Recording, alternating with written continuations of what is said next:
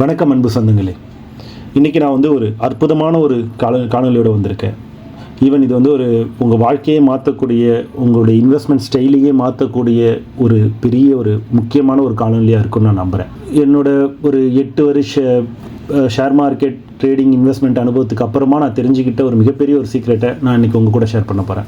So இந்த விஷயத்தை வந்து மார்க்கெட்டில் இருக்கிற ரொம்ப பெரிய ஜாம்பவான்களும் ரொம்ப கம்மியான பேருக்கும் இன்ஸ்டியூஷனுக்கு மட்டும்தான் மோஸ்ட்லி தெரியும். ஆனால் தெரிஞ்ச யாருமே இன்னொருத்தவங்களுக்கு சொல்லியே கொடுக்க மாட்டாங்க. அந்த மாதிரி ஒரு ரொம்ப எளிமையான விஷயம் தான், நான் ரொம்ப நுட்பமான விஷயம். ஸோ நீங்கள் கேட்கலாம், ஓகே அவங்க யாருமே சொல்ல மாட்டாங்கன்னா நீ ஏன் சொல்கிற அப்படின்னு.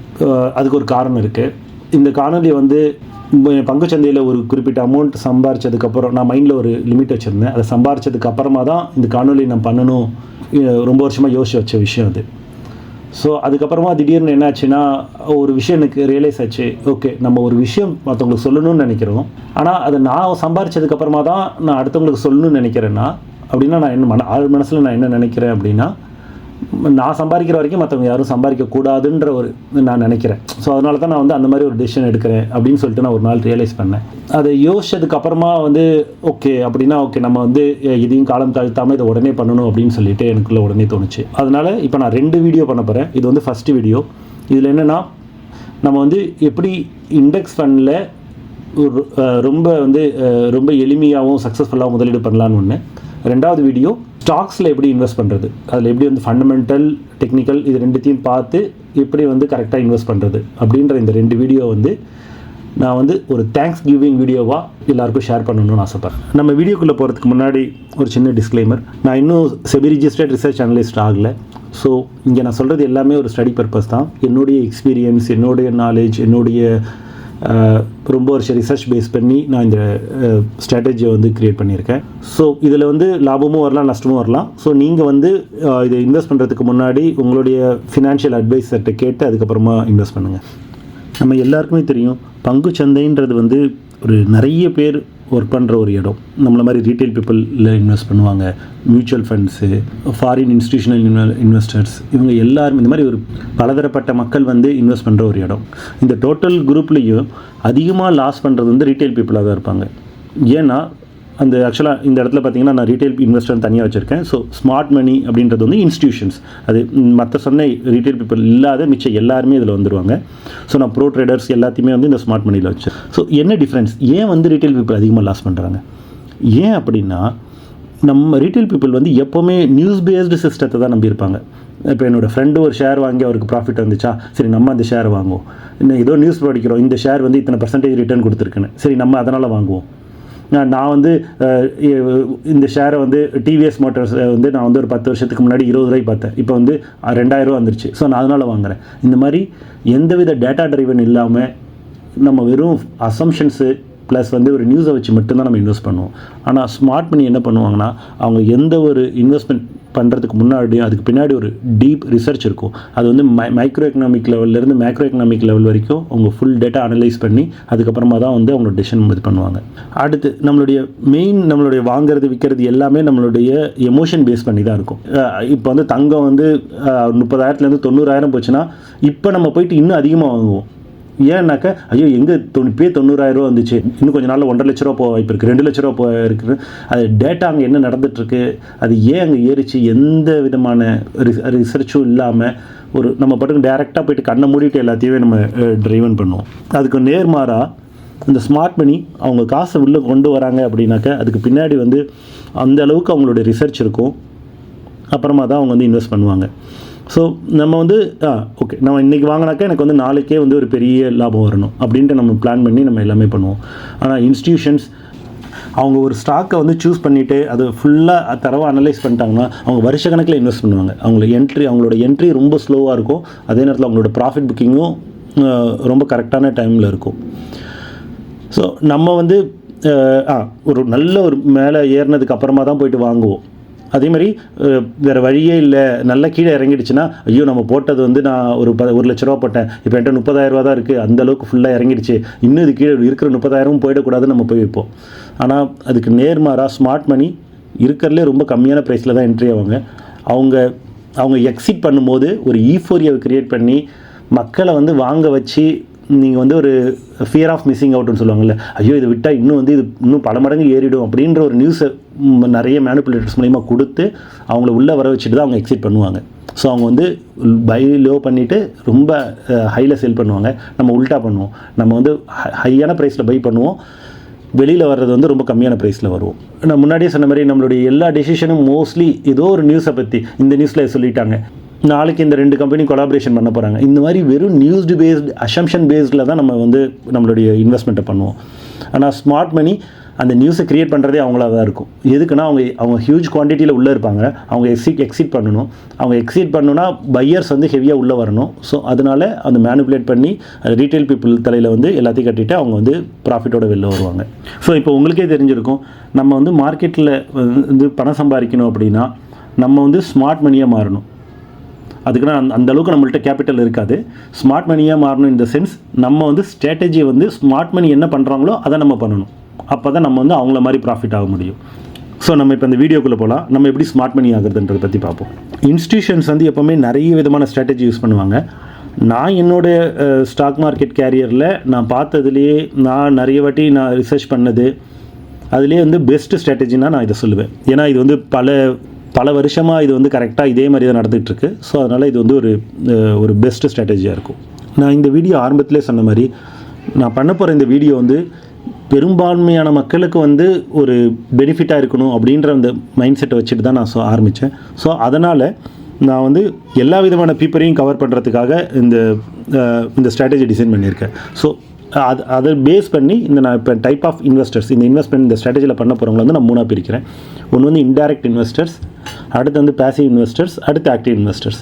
அது என்ன இன்டைரக்ட் இன்வெஸ்டர்ஸ்னால், நம்மளோட சொசைட்டியில் இன்னும் நிறைய பேர் சொல்லிட்டு இருப்பாங்க, ஸ்டாக் மார்க்கெட்லாம் வந்து ஒரு கேம்பிளிங், அதில் போகக்கூடாது, அதில் வந்து இன்வெஸ்ட் பண்ணக்கூடாது அப்படின்னு நிறைய பேர் மைண்ட் செட்டில் இருப்பாங்க. ஸோ அவங்க வந்து டிமேட் அக்கௌண்ட் கூட ஓப்பன் பண்ணுறது கூட தப்புன்ற சொல்கிற அளவுக்கு கூட இருப்பாங்க. ஈவன் அவங்களுக்கும் பெனிஃபிட்டாக இருக்கணுன்றதுக்காக நான் அவங்கள வந்து இன்டைரக்ட் இன்வெஸ்டர்ஸ் கேட்டகரியில் வச்சுருக்கேன். அவங்க வந்து டேரெக்டாக அவங்களோட மார்க்கெட்டில் வந்து மியூச்சுவல் ஃபண்ட் மூலியமாவோ இல்லை டிமேட் வச்சு டேரெக்ட் ஷேர் வாங்குறது வைக்கிறது எதுவுமே பண்ண மாட்டாங்க. ஸோ அவங்கெல்லாம் வந்து இன்டைரக்ட் இன்வெஸ்டர்ஸ் கேட்டகரியில் இருப்பாங்க. இந்த பேசிவ் இன்வெஸ்டர்ஸ்னால் அவங்களுக்கு மார்க்கெட் பார்க்குறதுக்கு டைம் இருக்காது, ஆனால் அவங்க வந்து ரெகுலராக இன்வெஸ்ட் பண்ணுவாங்க. ஸோ இந்த மியூச்சுவல் ஃபண்ட் இன்வெஸ்டர்ஸ் அவங்கெல்லாம் வந்து இந்த பேசிவ் இன்வெஸ்டர்ஸில் வருவாங்க. இந்த ஆக்டிவ் இன்வெஸ்டர்ஸ் யார்கிட்டலாம் டிமேட் அக்கௌண்ட் இருக்கோ, யாரெல்லாம் வந்து டெய்லி இல்லைனாலும் மந்த்லி ஒரு 1 hour 2 hours மார்க்கெட்டில் ஸ்பெண்ட் பண்ண முடியும் அப்படின்ற டைம் இருக்கிறவங்க வந்து இந்த ஆக்டிவ் இன்வெஸ்டர்ஸ் கேட்டகரியில் வருவாங்க. ஸோ எப்படி இந்த கேட்டகரி வந்து 3ஆக இருக்கோ, இதுக்கேற்ற மாதிரி ரிட்டர்னும் வந்து கொஞ்சம் பயங்கர டிஃப்ரென்ஸ் இருக்கும். இப்போ இன்டைரக்ட் இன்வெஸ்டர்ஸ் கேட்டகரியில் என்ன தான் அவங்க ட்ரை பண்ணாலும் அவங்கள விட பேசிவ் இன்வெஸ்டர்ஸ் வந்து அதிகமாக எடுப்பாங்க. ஸோ இந்த ஆக்டிவ் இன்வெஸ்டர்ஸ்க்கு வந்து ஹையஸ்ட் ரிட்டர்ன் இருக்கும். ஸோ இன்டைரக்ட் இன்வெஸ்டர்ஸ்க்காக நான் கொண்டு வந்திருக்க ஒரு விஷயம் என்ன அப்படின்னு பார்த்தா, என்பிஎஸ், நேஷ்னல் பென்ஷன் ஸ்கீம். நம்ம எல்லாருக்கும் தெரியும், நேஷ்னல் பென்ஷன் ஸ்கீம்ன்றது வந்து கவர்மெண்ட் வந்து 2004 கொண்டு வராங்க. இனிஷியலாக வந்து சென்ட்ரல் கவர்மெண்ட் எம்ப்ளாயிஸ்க்கு வந்து பென்ஷனுக்காக, அப்புறம் 2009 வந்து எல்லாருக்கும் காமனாக கொண்டு வந்திருக்காங்க பென்ஷன் ஸ்கீம். அதாவது ரீட்டைல் பீப்புளுக்கு எல்லாருக்குமே வந்து 60 வயசுக்கு மேலே மந்த்லி ஒரு அமௌண்ட் உங்களுக்கு கிடைக்கணுன்றதுக்காக அவங்க கொண்டு வந்திருக்காங்க. ஸோ இதில் வந்து யாருக்கு நிறைய பேருக்கு தெரியாத இன்னொரு விஷயம் இருக்குது. இந்த என்பிஎஸ், நேஷ்னல் பென்ஷன் ஸ்கீம் வந்து 2 விதமாக இருக்குது. ஒன்று வந்து Tier 1 அண்ட் Tier 2. Tier 1 தான் வந்து அந்த பென்ஷன் ஸ்கீமு. இதில் Tier 2 ஒன்று இருக்குது. இது என்ன அப்படின்னா, இது வந்து ஒரு வாலண்ட்ரி சேவிங் ஸ்கீம். ஸோ இதுக்கு வந்து இதில் யார் வேணால் இன்வெஸ்ட் பண்ணலாம். இதுக்கு வந்து எந்த லாக்கிங் பீரியடும் கிடையாது. இதில் ஒரே ஒரு கண்டிஷன் என்னென்னா, அவங்கள்ட்ட வந்து Tier 1 என்பிஎஸ் அக்கௌண்ட் இருக்கணும். அப்படி இருந்துச்சுன்னா Tier 2 அக்கௌண்ட் வந்து அவங்க ஈஸியாக ஓப்பன் பண்ணிக்கலாம். ஸோ இந்த Tier 2 அக்கௌண்ட்டோட ஃபீச்சர்ஸ் என்ன? ஸோ முன்னாடியே சொன்ன மாதிரி இது வந்து ஒரு வாலண்ட்ரி சேவிங் ஸ்கீம். இதுக்கு வந்து நீங்கள் ஓப்பன் பண்ணணுன்னா ஒன் டைம் வந்து 1000 rupees பே பண்ணணும். இதில் வந்து எந்த லாக்கின் பீரியடும் கிடையாது. இப்போ நீங்கள் வந்து என்பிஎஸ்சில் பணம் போடுறீங்கன்னா நீங்கள் 60 வயசு வரைக்கும் அதை எடுக்கவே முடியாது. 60 வயசுக்கு அப்புறமாவும் ஒரேடியாக எடுக்க முடியாது. ஸோ மந்த்லி தான் உங்களுக்கு வரும். ஆனால் இதில் அப்படி எப்போவுமே கிடையாது. நீங்கள் எப்போ வேணால் இன்வெஸ்ட் பண்ணலாம், அதை நீங்கள் எப்போ வேணால் வந்து எடுக்கலாம். இதில் அடுத்த ஒரு ரொம்ப கீ ஃபீச்சர்ஸ் என்னென்னா, ஒரு டைவர்சிட்டி. இதில் நீங்கள் வந்து வெரைட்டி ஆஃப் அசட்ஸ் உங்களுக்கு இருக்கும். ஈக்விட்டி இருக்கும், அதாவது ஈக்விட்டினா ஸ்டாக் மார்க்கெட் இன்வெஸ்ட் பண்ணுற ஆப்ஷன் இருக்கும், கார்ப்பரேட் பாண்ட்ஸ் இருக்கும், கவர்மெண்ட் பாண்ட்ஸ் இருக்கும். இந்த மாதிரி வந்து நிறைய அசட்ஸ் ரிட்டர்ன் இருக்கும்.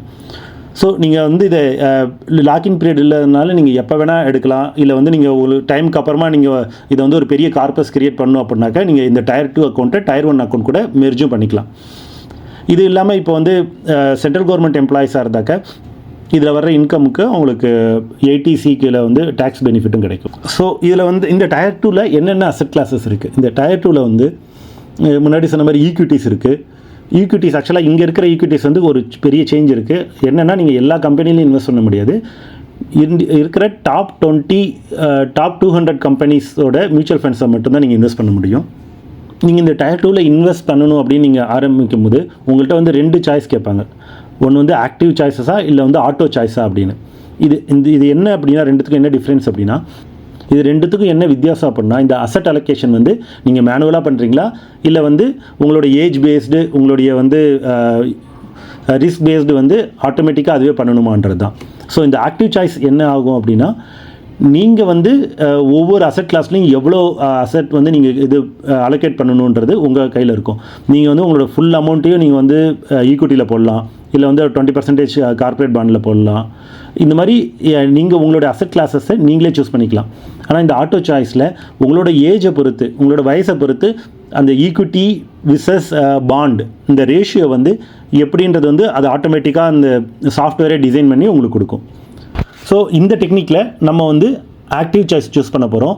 இந்த ஈக்விட்டியில் வந்து 100% வந்து நம்ம ஈக்விட்டியில் இன்வெஸ்ட் பண்ணணும். என்பிஎஸ் டயர் 2ல் மெயின் அட்வான்டேஜ் என்னென்னா, உங்களுக்கு இங்கே கிடைக்கிற அந்த மியூச்சுவல் ஃபண்ட்ஸ் அதோட எக்ஸ்பென்ஸ் ரேஷியோ வந்து ரொம்ப கம்மியாக இருக்கும்.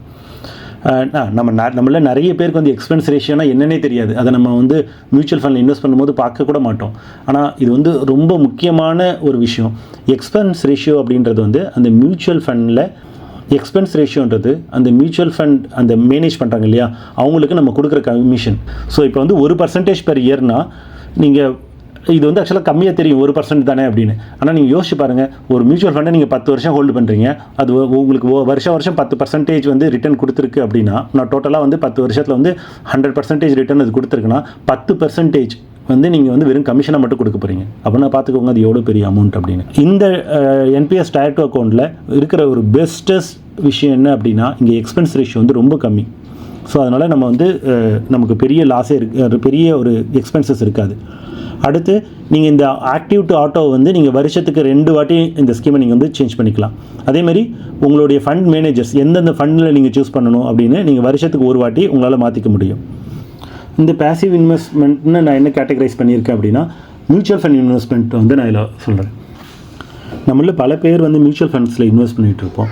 ஆனால் அதில் இருக்கிற பேசிக் கீ ஃபீச்சர்ஸ் கூட நமக்கு இன்னும் என்னென்னே தெரியாது நிறைய பேருக்கு. ஸோ நம்ம எப்போவுமே அதில் வந்து ரெகுலர்னா என்ன, டைரக்ட்னா என்னது, எக்ஸ்பென்ஸ் ரேஷியோ, இது எதுவுமே நம்ம தெரியாமல் தான் இன்வெஸ்ட் பண்ணிகிட்ருக்கோம். நீங்கள் எந்த ஃபண்டு சூஸ் பண்ணாலும் டைரக்ட்னு சூஸ் பண்ணுங்கள். யார் உங்களுக்கு கன்வின்ஸ் பண்ணி ரெகுலர் சூஸ் பண்ண சொன்னாலும் பண்ணாதீங்க. ஏன்னா ரெகுலர் அப்படின்னு நீங்கள் சூஸ் பண்ணுறீங்க அப்படின்னா நீங்கள் இன்வெஸ்ட் பண்ணுற ஒவ்வொரு பைசாவுக்கும் கமிஷன் போய்ட்டுருக்கும். ஸோ நீங்கள் டைரக்ட்டுன்னு நீங்கள் சூஸ் பண்ணி நீங்கள் இன்வெஸ்ட் பண்ணும்போது, அடுத்து மியூச்சுவல் ஃபண்டில் பார்க்க வேண்டிய முக்கியமான விஷயம் என்னென்னா, அதோட எக்ஸ்பென்ஸ் ரேஷியோ எவ்வளோ. எக்ஸ்பென்ஸ் ரேஷியோ எந்த அளவுக்கு கம்மியாக இருக்கோ அந்த அளவுக்கு உங்களோட லாபம் அதிகம். ஸோ ஒரே ஈவன் ப்ளூ சிப்னு எடுத்துக்கிட்டிங்கனாவே நிறைய companies ICICI, SBI, ICICI blue chip இருக்கும், எஸ்பிஐ ப்ளூ சிப் இருக்கும், யூடிஐ ப்ளூ சிப் இருக்கும், எல்ஐசியோட ப்ளூ சிப் இருக்கும். இந்த மாதிரி நிறைய கம்பெனியோட ப்ளூ சிப் இருக்கும். அப்படியே எல்லாத்தோட எக்ஸ்பென்ஸ் ரேஷியோவும் கம்பேர் பண்ணுங்கள். எது அதிகமான ரிட்டர்ன் கொடுத்துருக்கு, எது எக்ஸ்பென்ஸ் ரேஷியோ கம்மியாக இருக்குதுன்னு பார்த்து இன்வெஸ்ட் பண்ணுங்கள். ஆனால் நம்ம வந்து இப்போ இந்த பேசிவ் இன்வெஸ்ட்மெண்ட்டில் என்ன பண்ண போகிறோன்னா, நம்ம நார்மல் மியூச்சுவல் ஃபண்டை எடுக்க போகிறது கிடையாது. நம்ம வந்து வெறும் இண்டெக்ஸ் மியூச்சுவல் ஃபண்டை எடுக்க போகிறோம். அது என்ன இண்டெக்ஸ் மியூச்சுவல் ஃபண்ட் அப்படின்னா, இப்போ நார்மல் ஒரு மியூச்சுவல் ஃபண்டுனா அதுக்குன்னு ஒரு ஃபண்ட் மேனேஜர் இருப்பாங்க. அவரோட வேலை என்னென்னா, ஒவ்வொரு ரெகுலர் ஒரு இன்டர்வெல்லில் எந்த ஸ்டாக் நல்லா பெர்ஃபார்ம் பண்ணுது, எந்த ஸ்டாக்கை வெளில எடுக்கணும், எந்த ஸ்டாக்கை சேர்க்கணும் அப்படின்னு சொல்லிட்டு அவர் வந்து ஆக்டிவாக ஒர்க் பண்ணி, அவரோட டைமு யூஸ் பண்ணி ஒர்க் பண்ணி அவர் வந்து இன்வெஸ்ட் பண்ணுவார். ஸோ அதனால் அவருக்கு வந்து ஒரு கமிஷன் கொடுத்தாகணும். ஓகேங்களா? ஸோ அதனால் இந்த நார்மல் மியூச்சுவல் ஃபண்ட்ஸில் வந்து எக்ஸ்பென்ஸ் ரேஷியோ வந்து ரொம்ப அதிகமாக இருக்கும். வேறஸ் இந்த இண்டெக்ஸ் ஃபண்டில் என்ன ஒரு பெனிஃபிட்னா, இதுக்கு வந்து தனியாக ஃபண்ட் மேனேஜர் இருக்க மாட்டாங்க. இந்த இண்டெக்ஸ் இப்போ வந்து ஆக்சுவலாக நிஃப்டி 50 இண்டெக்ஸ் ஃபண்டு நான் சொல்கிறேன் இல்லையா, இது என்னென்னா இந்த நிஃப்டி 50யோட இண்டெக்ஸ் எப்படி மூவ் ஆகுதோ அதுக்கேற்ற மாதிரி அந்த ப்ரைஸை வந்து இந்த மியூச்சுவல் ஃபண்டில் அட்ஜஸ்ட் பண்ணுவாங்க. ஸோ அப்படின்னும் போது ஒரு ஆக்டிவாக ஒரு ஆள் பண்ண வேண்டிய ஒர்க் வந்து கம்மியாகுது. அதனால் அவங்களோட எக்ஸ்பென்ஸ் ரேஷியோ ரொம்ப கம்மியாக இருக்கும். ஸோ நம்ம வந்து இந்த வெறும் இண்டெக்ஸ் மியூச்சுவல் ஃபண்டில் தான் இந்த பேசிவ் இன்வெஸ்டர்ஸ் இருக்கிற அவங்க வந்து பண்ண போகிறோம். ஸோ ஓகே, இதனால் என்ன அட்வான்டேஜ் அப்படின்னு பார்த்தீங்கன்னா, ஃபஸ்ட் அண்ட் ஃபார்மோஸ்ட் இது வந்து நிஃப்டி 50யோட பிஹேவியரை வந்து இது கரெக்டாக கொடுக்கும். அதாவது நிஃப்டி 50 என்ன எப்படி மூவ்மெண்ட் கொடுக்குதோ அதுக்கேற்ற மாதிரி இந்த மூவ்மெண்ட் கொடுக்கும். இதுதான் ரொம்ப முக்கியமானது. இது ஏன் நம்ம பின்னாடி பார்ப்போம். அடுத்து இதோட காஸ்ட் எஃபெக்டிவ், இதோட எக்ஸ்பென்ஸ் ரேஷியோ ரொம்ப கம்மி. ஸோ அதனால் உங்கள்கிட்ட இருந்து கமிஷன் வந்து ரொம்ப கம்மியாக தான் போகும். ஸோ இப்போ ஃபார் எக்ஸாம்பிள், நான் வந்து இந்தியாவில் இருக்கிற டாப் இண்டெக்ஸ் ஃபண்ட்ஸு அதோட எக்ஸ்பென்ஸ் ரேஷியோ உங்களுக்கு இங்கே காமிக்கிறேன். இதில் பாருங்கள், இது எல்லாமே இவங்க இல்லை, டெடிக்கேட்டட் ஃபண்ட் மேனேஜர் இல்லை. நிஃப்டி 50 எப்படி மூவ் ஆகுதோ அதுக்கேற்ற மாதிரி உங்களோட ஃபண்டு மூவ் ஆகும். ஸோ இதை பொறுத்து இதில் வந்து மேஜராக இதோட ரிட்டர்னில் பெருசாக சேஞ்ச் இருக்காது. ஆனால் எக்ஸ்பென்ஸ் ரேஷியோவில் பாருங்கள் எவ்வளோ சேஞ்சாக இருக்குது. இப்போ யூடிஐ நிஃப்டி 50 எடுத்திங்கன்னாக்க 0.17% ஆனுவல் வந்து அவங்களுக்கு நீங்கள் கமிஷன் கொடுக்கணும். அதுவே எட்வில்ஸ் நிஃப்டி 50ல் வந்து டைரக்ட் பிளானில் 0.0% தான் கமிஷன். ஸோ இந்த மாதிரிலாம் இண்டெக்ஸ் ஃபண்டும் இருக்குது. இதில் மட்டும்தான் நம்ம வந்து பேசிவ் இன்வெஸ்டர்ஸில் வந்து இன்வெஸ்ட் பண்ணணும். ஓகேங்களா. அடுத்து ஆக்டிவ் இன்வெஸ்ட்மெண்ட். யார்கிட்டலாம் டிமேட் இருக்கோ வெறும் நிஃப்டி பீஸ் அப்படின்றத மட்டும்தான் நம்ம வாங்க போகிறோம். இது என்ன நிஃப்டி பீஸ்னால், எப்படி நிஃப்டி 50யோட இது ஆக்சுவலாக சிம்பிளாக சொல்லணும்னா இது வந்து நிஃப்டி 50யோட ஷேர். ஓகேங்களா. அதை வந்து ஷேர் ப்ரைஸாக மாற்றிருக்காங்க. அதாவது பெஞ்ச்மார்க் எக்ஸ்சேஞ்ச் ட்ரேடட் ஸ்கீம் சொல்லுவாங்க. இப்போ நிஃப்டி ₹1 ஏறுது அப்படின்னாக்க இதுவும் வந்து அதுக்கேற்ற மாதிரி அதே ரேஷியோவில் ஏறும். ஸோ வந்து ஜஸ்ட் அந்த இண்டெக்ஸோட ரிப்ளிக் ஆகுது. நம்ம இதில் மட்டும் தான் இன்வெஸ்ட் பண்ண போகிறோம். சரி, அப்படின்னு பார்த்தாக்க மியூச்சுவல் ஃபண்டும் இந்த இண்டெக்ஸ் ஃபண்டும் ரெண்டும் ஒன்று தானே, இது ரெண்டுத்துக்கு என்ன வித்தியாசம் அப்படின்னு நீங்கள் கேட்கலாம். நிறைய வித்தியாசம் இருக்குது. இது வந்து ஒரு நார்மல் ஒரு கம்பெனியோட ஷேர் மாதிரியே ஒர்க் ஆகும் இந்த நிஃப்டி பீஸ். நீங்கள் மியூச்சுவல் ஃபண்டில் போடும்போது அவங்க ஒரு நாளைக்கு ஒரு பர்டிகுலர் டைமில் தான் இன்வெஸ்ட் பண்ணுவாங்க. 12 o'clock நினைக்கிறேன், அந்த டைமில் மட்டும்தான் இன்வெஸ்ட் பண்ணுவாங்க. நீங்கள் எப்போ பண்ணாலும். இப்போ திடீர்னு மார்க்கெட்டில் ஒரு சடன் கரெக்ஷன் வருது அப்படின்னா அது கரெக்ஷன் நீங்கள் வந்து இன்றைக்கி போட்டிங்கனாக்கா நாளைக்கு மதியம் 12 மணிக்கு என்ன ப்ரைஸில் இருக்கோ அவங்க அந்த ப்ரைஸில் தான் வாங்குவாங்க. ஆனால் இந்த நிஃப்டி பீஸ் எப்படின்னா, நீங்கள் இப்போ ரொம்ப கம்மியாக இருக்குது அப்படின்னா நீங்கள் உடனே வாங்க முடியும், ஒரு நல்ல ப்ரைஸில் உடனே வைக்க முடியும். ஸோ இந்த ஃப்ளெக்சிபிலிட்டி வந்து நம்ம கையில் இருக்கும். இது வரைக்கும் நம்ம வந்து 3 கேட்டகரிஸ் ஆஃப் இன்வெஸ்ட்மெண்ட் சொன்னோம். அதை வந்து எதில் இன்வெஸ்ட் பண்ண போகிறோன்னு சொல்லிட்டோம். அது ஏன் அப்படின்னு நம்ம இப்போ பார்க்க போகிறோம். இது வரைக்கும் நீங்கள் ஒரு விஷயத்தை கவனிச்சிருந்தா தெரியும். நான் சொன்ன எல்லாத்துலேயுமே நிஃப்டி 50 அதில் நிஃப்டி 50ல் இருக்கிற மியூச்சுவல் ஃபண்டு, அப்புறமா நிஃப்டி பீஸு, இதில் தான் நம்ம இன்வெஸ்ட் பண்ண போகிறோம்னு சொல்லிட்டு இருந்தோம். ஏன் இதில் பெருசாக கான்சன்ட்ரேட் பண்ணணும்னா, இதுக்கு பின்னாடி ஒரு மிகப்பெரிய ஒரு ரீசன் இருக்குது. நம்மளை பொறுத்த வரைக்கும் வந்து ஸ்டாக் மார்க்கெட் இன்வெஸ்ட்மெண்ட்டுனாவே ஏதோ ஒரு ஷேரை வாங்கணும், ₹1 இருக்கிற ஷேரை வாங்கணும், இல்லை வந்து யாருக்குமே தெரியாத ஷேரை வாங்கி ஒரு பெரிய லாபம் பார்த்துட்டு விற்கணும் அப்படின்ற மாதிரி ஒரு மாயையை வந்து இங்கே க்ரியேட் பண்ணி வச்சுருக்காங்க. ஆனால் அப்படி கிடையாது. நம்ம ஸ்டாக் மார்க்கெட்டில் எப்படி இன்வெஸ்ட் பண்ணணும்னா, ஃபஸ்ட்டு அதில் இருக்கிற மினிமம் ஒரு பேசிக் சொல்கிறேன், ஒரு 50% அமௌண்ட் வந்து அது வந்து பெருசாக டவுன் ஆகாதுன்ற மாதிரி ஒரு அசட்டில் வந்து நம்ம இன்வெஸ்ட் பண்ணணும். ஸோ அதுக்கு நம்ம நிஃப்டி 50ல் கான்சன்ட்ரேட் பண்ணணும். அது ஏன் நிஃப்டி 50? ஏன்னா நிஃப்டி 50ன்றது வந்து இந்தியாவில் இருக்கிற டாப் 50 கம்பெனிஸோட ஆவரேஜ் ப்ரைஸ். ஸோ இந்தியா எந்த அளவுக்கு க்ரோத் ஆகுதோ இந்த இருக்கிற இந்த டாப் 50 கம்பெனிஸ் வந்து க்ரோத் ஆகிட்டு இருக்கும். ஷேர் மாதிரி இல்லாமல் இப்போ நம்ம வந்து நிறைய ஷேரை நம்ம பார்த்துருப்போம். Reliance Infra, Reliance Capital, Yes Bank, PC Jewellers, இன்னும் சொல்லிக்கிட்டே போகலாம். எவ்வளோ கம்பெனி வந்து ஒரு நாளைக்கு பெரிய ஒரு மதிப்பில் இருந்த ஒரு நிறுவனங்கள் வந்து அதுக்கப்புறம் ஒன்றுமே இல்லாமல் ஜீரோ ஆயிருக்கு. ஆனால் இந்த நிஃப்டி 50 இருக்குல்ல, அதே டைமில் வருஷத்துக்கு வந்து அதாவது ஆவரேஜ் ரிட்டர்ன் வந்து 10 to 12% வந்து கொடுத்துட்ருக்கு. ஸோ இதில் வந்து நம்ம யூஸ் பண்ணுற டெக்னிக் மூலிமா நம்மளால் வந்து மினிமம் ஒரு 20 to அதை ஒரு 10 வருஷம் 5 வருஷம் கண்டினியூஸாக இன்வெஸ்ட் பண்ணும்போது ஒரு ஆவரேஜ் ஆனுவல் காம்பவுண்டட் ரிட்டர்ன் வந்து 20% கிட்ட நம்மளால் கொண்டு வர முடியும். எப்படின்னா இதில் வந்து இதில் நீங்கள் நிஃப்டி 50ல் நம்ம இன்வெஸ்ட் பண்ணுறோம் அப்படின்னா நம்ம எந்த விதமான கம்பெனிலையும் நம்ம இன்வெஸ்ட் பண்ணல. ஓகேவா. நம்ம வந்து இந்தியா மேலே இன்வெஸ்ட் பண்ணிகிட்ருக்கோம். இது எப்போவுமே ஜீரோ ஆகாது. ஈவன் நாளைக்கு வந்து ஸ்டாக் மார்க்கெட்டே ஏதாச்சும் ஒரு பெரிய கிராஷ் வந்தால் கூட இந்த நிஃப்டி 50 வந்து எல்லாத்தையும் பேலன்ஸ் பண்ணும். நிஃப்டி ஒரு வேளை ஒஸ்ட்டு கிராஷே வந்துருச்சு, இந்த நிஃப்டி 50 வந்து 50% கிராஷ் ஆகிடுச்சு அப்படின்னா மொத்த மார்க்கெட்டுமே வந்து 80% 90% வரைக்கும் கரெக்ஷன் ஆகிருக்கும். ஸோ உங்களோட ஃபுல் இன்வெஸ்ட்மெண்ட்டை வந்து பேக் போனாக இருந்து அதுவும் ஒரு சேஃபான இடத்துல இருந்து உங்களுடைய மொத்த இன்வெஸ்ட்மெண்ட்டே சேஃப் பண்ணுறது வந்து நிஃப்டி 50 தான் இருக்கும். ஆனால் நிறைய பேர் இதை பற்றி பேசவே மாட்டோம். 2-3 மார்க்கெட் சைக்கிளையாச்சும் நீங்கள் பார்க்கல அப்படின்னா கண்டிப்பாக உங்களோட போர்ட்ஃபோலியோவில் மினிமம் 30 to 50% வந்து நிஃப்டி 50 தான் இருக்கணும். ஏன்னா இது மட்டும்தான் நம்மளை வந்து எவ்வளோ பெரிய கிராஷ் வந்தாலும் இது மட்டும்தான் உங்களுடைய மொத்த போர்ட்ஃபோலியோவையும் பாதுகாக்க போகிற ஒரு ஃபண்டு. ஸோ இந்த இடத்துல தான் நம்ம வந்து பெரிய ஆட்கள் மாதிரி நம்ம யோசிக்கிறோம். நீங்கள் வந்து ராபர்ட் கியோசக்கியோட ஒரு ஃபேமஸ் ஒரு கோட் கேள்விப்பட்டிருக்கலாம், don't work for money, make it work for you அப்படின்னு. இந்த நிஃப்டி 50 இல்லை இண்டெக்ஸில் நம்ம இன்வெஸ்ட் பண்ணுறது மூலிமா நம்ம அதை தான் பண்ண போகிறோம். ஏன் அப்படின்னா, இப்போ நம்ம இதில் இன்வெஸ்ட் பண்ணிட்டோன்னா நம்மளுடைய காசை மேனேஜ் பண்ணுற, அதாவது நம்ம போட்ட இன்வெஸ்ட்மெண்ட்டை மேனேஜ் பண்ணுறதோட ஒர்க்கு வந்து, ஏன்னா இது வந்து இந்தியாவை ரெப்ரசன்ட் பண்ணுறதுனால கவர்மெண்ட்டுக்கும் அந்த எக்ஸ்சேஞ்சுக்கும் ஒரு பொறுப்பு. ஓகேவா? ஸோ அவங்க ஒர்க் பண்ணுவாங்க, நீங்கள் ஒர்க் பண்ண தேவையில்ல. அவங்க எந்த கம்பெனி நல்லா ஒர்க் பண்ணுதுன்னு, எந்த கம்பெனி நல்லா பெர்ஃபார்ம் பண்ணுதுன்னு பார்த்து அந்த நிஃப்டி 50 ஆட் பண்ணுவாங்க. எந்த கம்பெனி நல்லா ஒர்க் பண்ணலன்னு பார்த்து அதுலேருந்து வெள்ளத்துக்கு கொண்டு வருவாங்க. ஸோ அதுக்கு வந்து எவ்வளோ டிவிடெண்ட் கொடுக்கணும்னு, அது எவ்வளோ டிவிடெண்ட் வருது, அது எல்லாத்தையுமே அவங்களே பார்த்து உங்களுக்கான அந்த அமௌண்ட்டு கிரெடிட் பண்ணுவாங்க. ஸோ நம்ம வந்து இதில் இன்வெஸ்ட் பண்ணுறது மூலிமா ரொம்ப கூலாக கவர்மெண்ட்டையும் எக்ஸ்சேஞ்சஸையும் நமக்காக வேலை செய்ய வைக்க போகிறோம். நாளைக்கு ஏதோ ஒரு தவிர்க்க முடியாத காரணத்தினால ஏதோ ரொம்ப பெரிய நெகட்டிவ் நியூஸு, மார்க்கெட் கரெக்ஷன் ஆகுது அப்படின்னா நிஃப்டி 50 வந்து 50% டவுன் ஆச்சுன்னா மொத்த மார்க்கெட்டும் 80% 90% டவுன் ஆகிருக்கும். ஸோ இங்கே இருக்கிற அந்த இதில் இருக்கிற 40% அந்த லாஸை அப்படியே புக் பண்ணிவிட்டு நமக்கு வந்து இருக்கிற மொத்த மார்க்கெட்டுமே சீப்பாக கிடைக்கும், எல்லா கம்பெனியும் நமக்கு சீப்பாக கிடைக்கும். அந்த இடத்துல நம்ம வந்து ஒரு பெரிய இன்வெஸ்ட்மெண்ட்டை நம்மளால் பண்ண முடியும். ஸோ இதுதான் வந்து நிஃப்டி 50 நம்ம இன்வெஸ்ட் பண்ணுறது மூலிமா நமக்கு இருக்கிற ஒரு பெரிய அட்வான்டேஜ். இந்த ஸ்ட்ராட்டஜியை பார்க்குறதுக்கு முன்னாடி நம்ம ஒரு 3 விஷயத்தை வந்து முக்கியமாக நல்லா ஆழமாக புரிஞ்சுக்கணும். ஏன்னா இதில் நமக்கு எந்த அளவுக்கு கான்ஃபிடென்ட் வரப்போதோ அந்த அளவுக்கு தான் நம்மளுடைய இந்த ஸ்ட்ராட்டஜியை நம்ம வந்து பெஸ்ட்டாக யூட்டிலைஸ் பண்ண முடியும். ஸோ ஃபஸ்ட்டு ரொம்ப முக்கியமான விஷயம் என்னென்னா, நம்ம சொன்னோம் இல்லையா, இந்த நிஃப்டி 50 வந்து ஆனுவலாக க்ரோத் ஆகும்னு. இந்த நிஃப்டி 50யோட இந்த பேசிவ் ஃபண்டு கொடுக்குற க்ரோத்தை அவ்வளோ சீக்கிரம் வேறு எந்த மியூச்சுவல் ஃபண்ட்ஸ்னாலேயோ இல்லை வந்து ரீட்டைல் இன்வெஸ்டராலேயோ அவ்வளோ சீக்கிரம் அட்டைன் பண்ண முடியாது. ஒரு எக்ஸாம்பிளாக இது வந்து ஆக்சுவலாக ரீசெண்டாக வந்து ஒரு நியூஸு, 2024 வந்து நியூஸு, 73% மியூச்சுவல் ஃபண்ட்ஸ், அது மிட் கேப், ஸ்மால் கேப் எல்லாமே வந்து நிஃப்டி 50 வந்து பீட் பண்ண முடியல அப்படின்னு சொல்கிறாங்க. ஓகேவா? ஏன் அப்படின்னா, ஈவன் இதே தான் வந்து யூஎஸ் மார்க்கெட்லேயும் இந்த S&P 500 இல்லை வந்து நாஸ்டாக் இந்த இண்டெக்ஸ் ஃபண்டை அங்கே இருக்கிற 70% மியூச்சுவல் ஃபண்ட்ஸ்னால பீட் பண்ண முடியாது.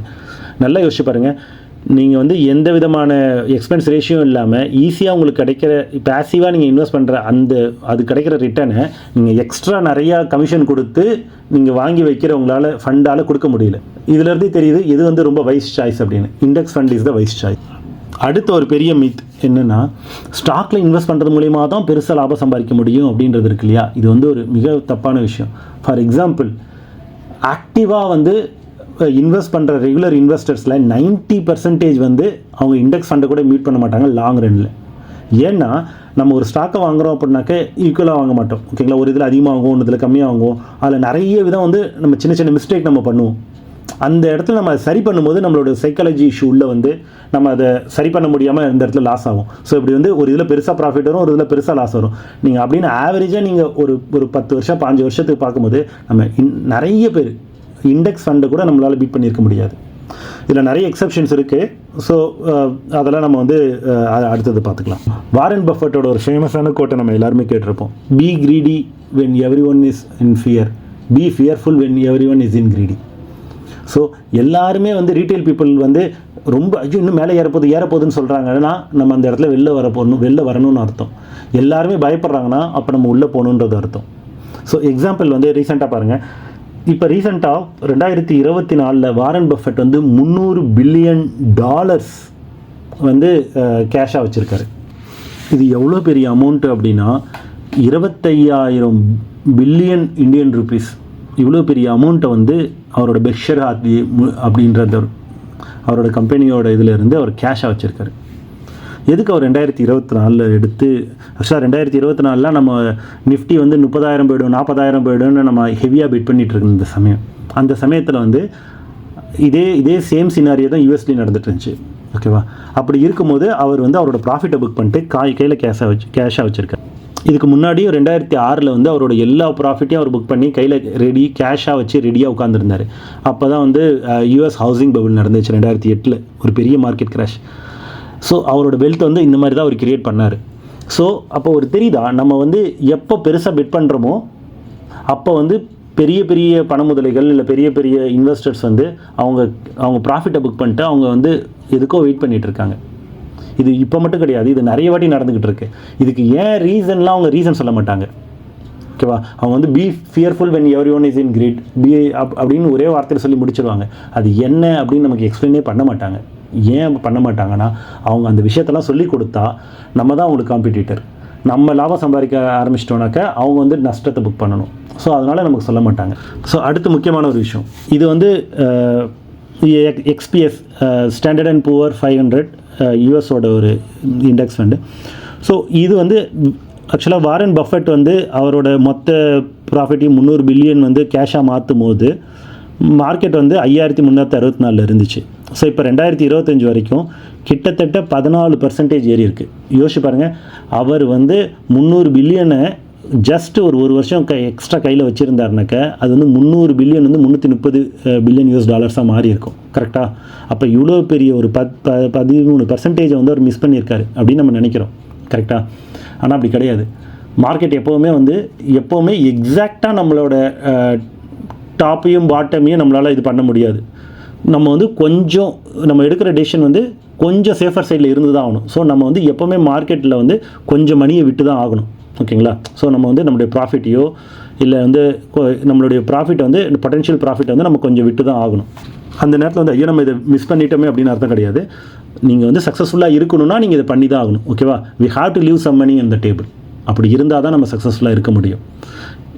இது வரைக்கும் உங்களுக்கு நான் இதெல்லாம் ஏன் சொல்கிறேன் அப்படின்ட்டு நான் உங்களுக்கு கடைசியாக சொல்லும்போது உங்களுக்கு வாரன் பஃபெட் ஏன் அதை புக் பண்ணார், ரீட்டைல் பீப்புள் ஏன் வந்து லாஸ் பண்ணுறாங்க, இது எல்லாமே பார்த்தீங்கன்னா ஒரே ஒரு எல்லா இடத்தையும் சுற்றி நீங்கள் வந்தீங்கன்னா அது எல்லாமே ஒரே ஒரு பாயிண்டில் தான் வந்து நிற்கும்.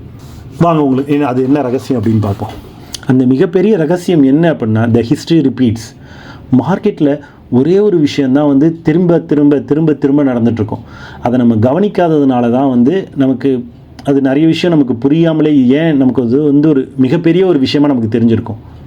இந்த உலக வாழ்க்கை மாதிரியே இந்த மார்க்கெட்டும் ஒரு சைக்கிளை தான் வந்து ஃபாலோ பண்ணிகிட்ருக்கு. எப்படி வந்து ஒரு உயிர் வந்து பிறந்து அது வளர்ந்து அப்புறமா ஒரு முதிர்ந்து திருப்பி இறந்து இப்படி வந்து ஒரு சைக்கிளை ஃபார்ம் பண்ணுதோ, அதே மாதிரி ஒவ்வொரு மார்க்கெட் ஒவ்வொரு பிஸ்னஸும் வந்து அதுக்கான ஓன் சைக்கிள் இருக்கும். இதை நம்ம ஐடென்டிஃபை பண்ணிட்டா நம்மளால் அங்கே என்ன நடக்குதுன்றது ஈஸியாக புரிய முடியும். அப்படி நம்ம அதை புரிஞ்சிக்காத பொழுது தான் வந்து நம்ம நிறைய குழப்பத்துலேயும் நிறைய வந்து நேற்று இது ஒர்க் ஆச்சு, இன்றைக்கி இது ஒர்க் ஆகலை, போன வாட்டி இது வந்து கரெக்டாக ஒர்க் ஆச்சு, இந்த வாட்டி ஒர்க் ஆகலை, ஏன்னு தெரியல அப்படின்னு சொல்லிட்டு நம்ம ஒரு குழப்பத்திலே சுற்றிக்கிட்டு இருப்போம். மார்க்கெட்டில் நிறைய சைக்கிள் இருக்குது. எக்ஸாம்பிள் வந்து மார்க்கெட்டில் ஒவ்வொரு ஆனுவல் சைக்கிள்ன்ற மாதிரி. இப்போ எக்ஸாம்பிள் மார்க்கெட்டில் நவம்பர் டிசம்பரில் மோஸ்ட்லி மார்க்கெட் இறங்கும். ஏன்னாக்கா நவம்பர் டிசம்பரில் எஃப்ஐஐலாம் வந்து ஆக்டிவாக இருக்க மாட்டாங்க. அவங்க வந்து ஹாலிடேஸ் போயிடுவாங்க. ஸோ அங்கே இருக்கிற மார்க்கெட் வந்து லீவில் இருக்கும். அவங்க அந்த லீவுக்காக கொஞ்சம் முன்னாடி அவங்களோட ஸ்டாக்ஸை விற்பாங்க. ஸோ அந்த இடத்துல ஒரு கரெக்ஷன் வரும். அதுவும் நவம்பர் டிசம்பரில் மார்க்கெட்டில் பெருசாக ஒரு மூமெண்ட்டே இல்லாமல் அப்படியே சைட்வேஸாக போகும். இது ஏன்னா இது ஒரு ரீசன். இதே மாதிரியே மார்க்கெட் வந்து அதோட பிஹேவியர் ஒவ்வொரு பிஹேவியருக்கும் ஒவ்வொரு ரீசன் இருக்கும். அது நமக்கு புரியாததுனால தான் அது வந்து நமக்கு பெரிய குழப்பமாகவே கொடுத்துட்ருக்கு. ஸோ மார்க்கெட்டில் 1 இயர் சைக்கிள் ஒன்று இருக்குது, 3 இயர் சைக்கிள் ஒன்று இருக்குது, 5 இயர் சைக்கிள் ஒன்று இருக்குது, 10 இயர்ஸ் திருப்பி 10 இயர் சைக்கிள் ஒன்று இருக்குது, 16 இயர் சைக்கிள் ஒன்று இருக்குது. இந்த கொரோனாலாம் வந்து அந்த 16 இயர்ஸ் சைக்கிளில் வந்தது 2020. இதில் முக்கியமாக நம்ம கவனிக்க வேண்டியது என்ன அப்படின்னா இந்த 10 இயர் சைக்கிள். ஸோ எக்ஸாம்பிள் இப்போ ஒரு பெரிய கிராஷ் நடக்குது. இப்போ எக்ஸாம்பிள் 2008 நடந்த மாதிரி, 2000 நடந்த மாதிரி, 2020 நடந்த மாதிரி, இப்போ 2030 நடக்க போகிற மாதிரி இந்த இதுதான் வந்து நம்மளோட பேஸ் இயர். ஓகேங்களா? இங்கேருந்து தான் மார்க்கெட் வந்து ஃப்ரெஷ் ஒரு விஷயம் வந்து ஃப்ரெஷ் ஒரு மூமெண்ட் வந்து ஸ்டார்ட் ஆகும். ஸோ இந்த பேஸ் இயர்லேருந்து மார்க்கெட் ஆக்சுவலாக மார்க்கெட் வந்து கடைசி ஒரு 3 டிகேடாக 30 வருஷமாக வந்து 2.5 இந்த 7.5ன்ற அந்த சைக்கிளில் தான் போயிட்டுருக்கு. ஸோ அது ஆக்சுவலாக இங்கே எப்படி இருக்குன்னாக்கா பேஸ் இயர் இங்கே வந்து base plus 2.5 years, base plus 5, base plus 7.5, 10 தான் இருக்கணும். நான் கொஞ்சம் கன்சர்வேட்டிவாக அதை வந்து இந்த ரேஞ்சாக நான் போட்டிருக்கேன். ஓகேவா? ஏன்னா எக்ஸாக்டாக நமக்கு அது என்றைக்கு நடக்க போகுதுன்னு தெரியாதுன்றதுனால அந்த ரேஞ்ச் கொடுத்துருக்கேன் 2 into 2.5. என்ன ஆகும் அப்படின்னா ஒரு கரெக்ஷனுக்கு அப்புறம் அடுத்த 2.5 வருஷத்துலேருந்து 3 வருஷம் வந்து மார்க்கெட் வந்து ரொம்ப வேகமாக ஏறும். ஓகேவா? ஏன்னா இந்த இடத்துல வந்து எஃப்ஐஐ டிஐஐ அவங்க ஹெவியாக இன்வெஸ்ட் பண்ணுவாங்க. ஸோ அதனால் ஏறும். அதுக்கப்புறமா ஒரு சின்ன ஒரு கரெக்ஷன் வரும். ஓகேவா? ஸோ இங்கெல்லாம் நம்ம வந்து பெருசாக இன்வெஸ்ட் பண்ணவே மாட்டோம், சின்னதாக இன்வெஸ்ட் பண்ணியிருப்போம். ஈவன் நிறைய பேர் வந்து இந்த இடத்துல பெருசாக இன்வெஸ்ட் பண்ணியிருந்தாலும் அது அவங்களோட லக்காக தான் இருக்கும். அதுக்கப்புறமா அவங்க பெருசாக இந்த சைக்கிள் முடியும் போது அவங்க ப்ராஃபிட் எடுத்து எல்லாத்தையும் லாஸ் பண்ணிவிடுவாங்க. ஸோ இதுக்கப்புறம் அடுத்த இந்த 3 வருஷம் இந்த சைக்கிளுக்கு அப்புறமா இந்த ஃபஸ்ட்டு கரெக்ஷனுக்கு அப்புறமா மார்க்கெட் அடுத்த ஒரு ரேலி கொடுக்கும். இதுதான் வந்து ரொம்ப லாங்கஸ்ட் ரேலி. இந்த இடத்துல வரும்போது இந்த 5 வருஷத்தை அது கம்ப்ளீட் பண்ணும்போது எல்லா ஸ்மால் கேப் ஸ்டாக்கும் நியர்லி 5 to 10 டைம்ஸ் வந்து அதிகமாக இருக்கும். எல்லா மிட் கேப்பும் 3 to 4 டைம்ஸ் அதிகமாக இருக்கும். இண்டெக்ஸ் வந்து 2 to 3 டைம்ஸ் அதிகமாக இருக்கும். ஆனால் இந்த இடத்துல தான் ரீட்டைல் பீப்புள் என்ன தப்பு பண்ணுவாங்கன்னா, அவங்க கொரோனா சமயத்தில் வந்து 100 ரூபாய்க்கு பார்த்த ஸ்டாக்கு இப்போ 2000 ரூபாயில் இருந்திருக்கும், இல்லை வந்து ஒரு 3000 ரூபாய்க்கிட்ட இருக்கும்.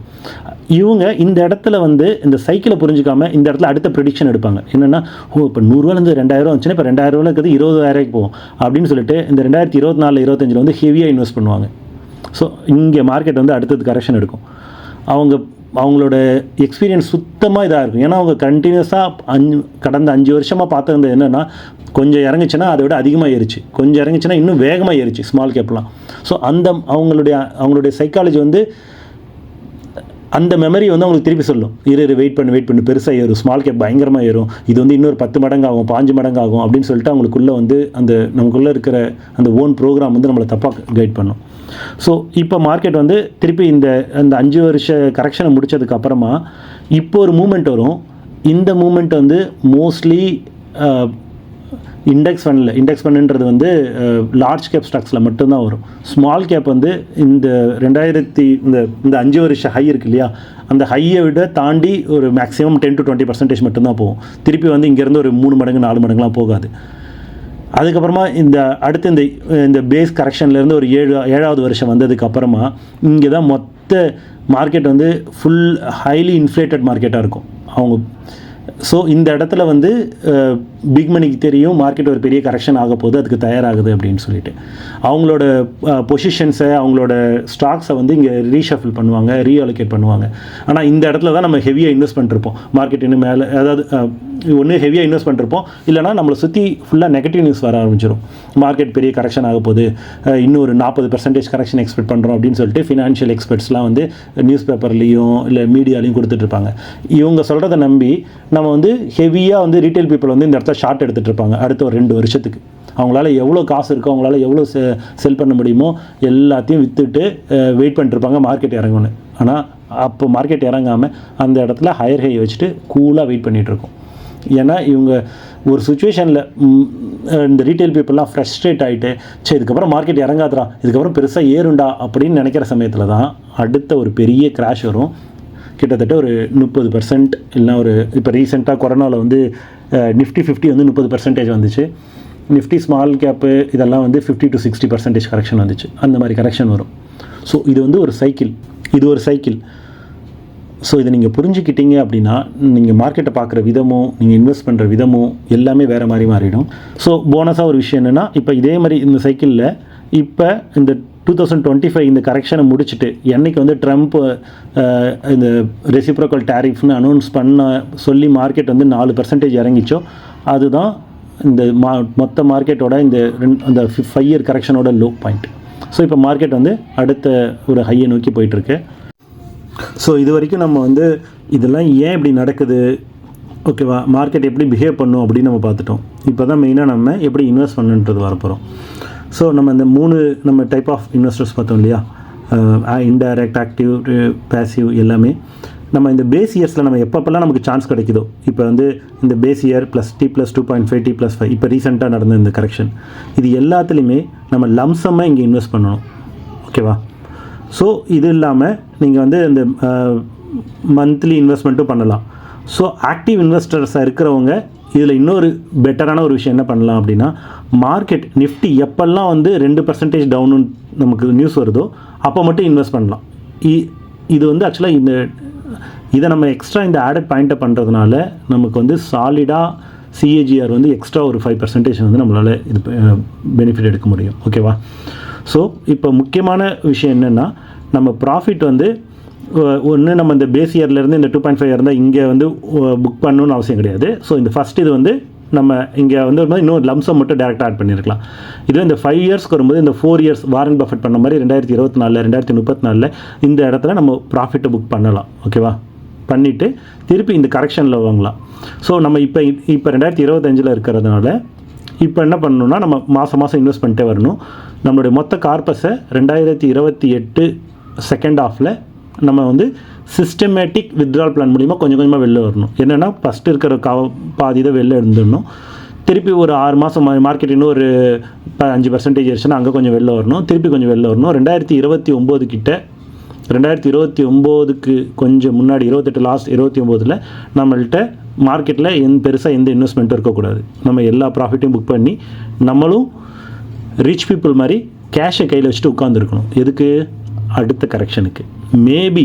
மேபி அந்த கரெக்ஷன் வந்து அதாவது நிறைய ரீட்டைல் பீப்புள் இதெல்லாம் தெரிஞ்சு இப்போ இன்வெஸ்ட் பண்ண ஆரம்பித்தா அது வந்து மேபி ஒரு அதிகபட்சம் ஒரு 1 இயர் டிலே ஆனாலும் ஆகும். ஆனால் அதுக்கு மேலே பெருசாக டிலே ஆக வாய்ப்பு கிடையாது. ஸோ மார்க்கெட் அடுத்த 30% வரும்போது அப்போ நம்ம அந்த இடத்துல ஸ்மால் கேப் மைக்ரோ கேப்பில் தான் ஃபஸ்ட்டு இன்வெஸ்ட் பண்ணணும். அதாவது இந்த பேஸ் இயரில். ஓகேவா? ஃபஸ்ட்டு கரெக்ஷன் முடிச்சு மார்க்கெட் திரும்பும்பொழுது நம்ம இங்கேயும் மைக்ரோ கேப் அண்ட் ஸ்மால் கேப்பில் மோஸ்ட்லி ஃபோக்கஸ் பண்ணணும். அந்த 2024 ப்ராஃபிட்டை புக் பண்ணிட்டு அடுத்த இப்போ வந்து நம்ம மைக்ரோ கேப் ஸ்மால் கேப்பு தொடக்கூடாது. மோஸ்ட்லி நம்ம இப்போ ஃபோக்கஸ் பண்ண வேண்டியது மிட் கேப்பில் கொஞ்சம், மேஜராக வந்து லார்ஜ் கேப்பில் தான் ஃபோக்கஸ் பண்ணணும். ஓகேவா? ஸோ இதுதான் வந்து total entire market cycle. So இதை தான் நம்ம ஒவ்வொரு 10 வருஷத்துக்கு பண்ண போகிறோம். இதை மட்டும் பண்ணாவே மார்க்கெட்டோட இண்டெக்ஸ் ஃபண்ட் இருக்கு இல்லையா, அதை விட நம்ம வந்து டபுளாக ட்ரிபிளாக நம்மளால் ஒரு பெரிய எஃப்ஐஐ மாதிரி நம்மளால் சம்பாதிக்க முடியும். இதுக்கு நான் முன்னாடியே சொன்ன மாதிரி இப்போ நான் வந்து இண்டெக்ஸில் எப்படி சக்ஸஸ்ஃபுல்லாக இன்வெஸ்ட் பண்ணுறதை பற்றி நம்ம இந்த வீடியோவில் பார்த்தோம். அடுத்த வீடியோ வந்து ஸ்டாக்ஸில் எப்படி இன்வெஸ்ட் பண்ணுறது பார்க்க போகிறோம். உங்களுக்குள்ளே அடுத்த கேள்வி வரலாம், ஓகே நீ எதுக்கு வந்து இதெல்லாம் எங்களுக்கு சொல்லித்தர? ஓகே இதெல்லாம் வந்து உனக்கு தெரியும்னா நீ பண்ண வேண்டியது, நீ எதுக்கு எனக்கு எல்லாருக்கும் சொல்லிக் கொடுக்கறனால உனக்கு என்ன யூஸ் அப்படின்ட்டு நீ உங்களுக்கு தோணலாம். நான் வந்து எந்த அளவுக்கு எந்த அளவுக்கு நான் ஷேர் மார்க்கெட்டை புரிஞ்சுக்கிட்டனோ அதை விட அதிகமாக நான் வந்து என்னோடய பெரிய ஆராய்ச்சி வந்து இந்த யூனிவர்ஸ், இந்த நேச்சர் இதில் இருந்துச்சு. இதில் எனக்கு தெரிஞ்ச ஒரு மிகப்பெரிய விஷயம் என்னென்னா, உங்களுக்கு எது அதிகமாக வேணுமோ அதை நீங்கள் வந்து மற்றவங்களுக்கு அதிகமாக கொடுக்கணும். அப்போ தான் அந்த விஷயம் நமக்கு அதிகமாக கிடைக்கும். என்னோடய மெயின் எக்ஸ்பர்டைஸ் என்ன அப்படின்னா இன்வெஸ்ட்மெண்ட்டை விட ட்ரேடிங் தான். ஓகேவா? ஈவன் நான் ஸ்டாக் மார்க்கெட்டில் வந்து ஒரு 14 புது விதமான இண்டிகேட்டர்ஸை வந்து நான் டிஸ்கவர் பண்ணியிருக்கேன். நான் மெயினாக வந்து ட்ரேடிங் தான் ஃபோக்கஸ் பண்ணுறேன். அதில் வர அமௌண்ட்டை தான் நான் இன்வெஸ்ட் பண்ணுவேன். ஓகேவா? ஸோ அதனால் இந்த இன்வெஸ்ட்மெண்ட்டை மற்றவங்களுக்கு சொல்லிக் கொடுக்கறதுனால எனக்கு எந்த நஷ்டமும் கிடையாது. அது மட்டும் இல்லாமல் இந்த மார்க்கெட்டில் இருக்கிற ஒரு மிகப்பெரிய ஒரு அற்புதமான விஷயம் என்னென்னா, இந்த மார்க்கெட் இன்வெஸ்ட்மெண்ட்டை பொறுத்த வரைக்கும் இந்த ஒரு இடத்துல தான் வந்து காம்படிட்டரே கிடையாது. இப்போ நான் ஒரு பிஸ்னஸ் ஆரம்பிச்சிருக்கேன், நான் நடத்திட்டு இருக்கேன்னா, நான் அதை இன்னொருத்தனுக்கு சொல்லிக் கொடுத்தனாக்கா எனக்கு வந்து அவன் காம்படிட்டர் ஆனால் எனக்கு லாஸ் ஆகும். கரெக்டாக? எனக்கு வந்து இது. ஆனால் இந்த இடத்துல மட்டும்தான் என் கூட, அதாவது ஒரே நேரத்தில் நானும் சம்பாதிக்க முடியும், என் கூட இருக்கிறவங்களும் சம்பாதிக்க முடியும். ஸோ அதனால தான் இதை வந்து நான் உங்களுக்கு ஓப்பனாக சொல்லித்தரேன். உங்கள் எல்லாருக்குமே இது வந்து ரொம்ப ஐ ஓப்பனிங் வீடியோவாக இருக்கும் அப்படின்னு நான் நம்புகிறேன். ஸோ ஏன்னா எனக்கு தெரிஞ்சு நான் இத்தனை வருஷம் எக்ஸ்பீரியன்ஸில் நான் பார்த்த நிறைய வீடியோஸ், நான் பார்த்த நிறைய கோர்ஸ், ஈவன் நான் மோர் தென் 1 lakh மேலே வந்து நான் வெறும் கோர்ஸ்க்காக மட்டுமே செலவு பண்ணியிருக்கேன். யாருமே எனக்கு இதை சொல்லிக் கொடுக்கல. ஸோ நான் வந்து இதை கற்றுக்கிட்ட விஷயம் வந்து உங்களுக்கு இது கண்டிப்பாக உபயோகமாக இருக்குன்றதுனால தான் உங்களுக்கு சொல்லி கொடுத்தேன். ஸோ இது வந்து உங்களுக்கு ஹெல்ப்ஃபுல்லாக இருக்கும் அப்படின்னு தெரிஞ்சதுன்னா, இது உங்களுக்கு புதுசாக இருக்குது, இது ரொம்ப வித்தியாசமாக இருக்குது, இது எங்களுக்கு ஹெல்ப்ஃபுல்லாக இருக்குன்னு உங்களுக்கு தோணுச்சுன்னா நீங்கள் கமெண்ட் பண்ணுங்கள். இது வந்து எல்லாருக்குமே வந்து உபயோகமாக இருக்குன்னு தோணுச்சுன்னா மற்றவங்களுக்கு ஷேர் பண்ணுங்கள். நன்றி, வணக்கம்.